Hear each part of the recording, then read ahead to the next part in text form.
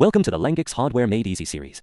Today, we are going to explore the LCD display. The display serves as an essential human-machine interface in any IoT system. It provides a visual representation of sensor data and system status. For this experiment, we are using the ESP32S3 AIoT Basic Kit. It features an integrated 2.4-inch AT LCD. TFT technology ensures rapid response times and high refresh rates. It offers excellent color accuracy. The screen features a resolution of 240 by 240 pixels, with support for 16-bit high color depth. It meets the rendering requirements of most embedded UI designs. Looking at the hardware communication architecture, this screen is powered by the ST7789 driver chip. The SPI bus is for data transmission, interfacing directly with the main controller. Let's look at the SPI principles. SPI is a high-speed synchronous serial communication protocol.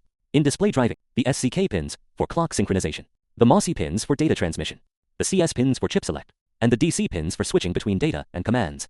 This architecture not only provides high bandwidth, but also ensures a tear-free visual experience during high-frequency updates. Efficient AI development, precise prompt engineering. With the hardware understood, we now enter Langex AI IDE for interface development. The core of display programming is mastering its unique coordinate system. In traditional code-based development, calculating coordinates and configuring font libraries is extremely tedious. Now, we can simply describe our requirements to the AI assistant. Initialize the LCD pins. Connect SCL to IO21, SDA to IO47, and DC to IO43. Connect CS to IO44 and set the background to black. Set the screen coordinate, X260. Set Y to 100 and use font size 2. Set the font color to blue to display the text. Hello, ESP32.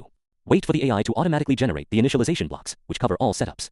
Complex low-level driver configurations are now encapsulated into a single click. If the display orientation is incorrect, we can directly instruct the AI to rotate the orientation by 180 degrees, and the interface should display correctly. Beyond text, let's try some graphical widget support. Let's give the AI a more advanced requirement.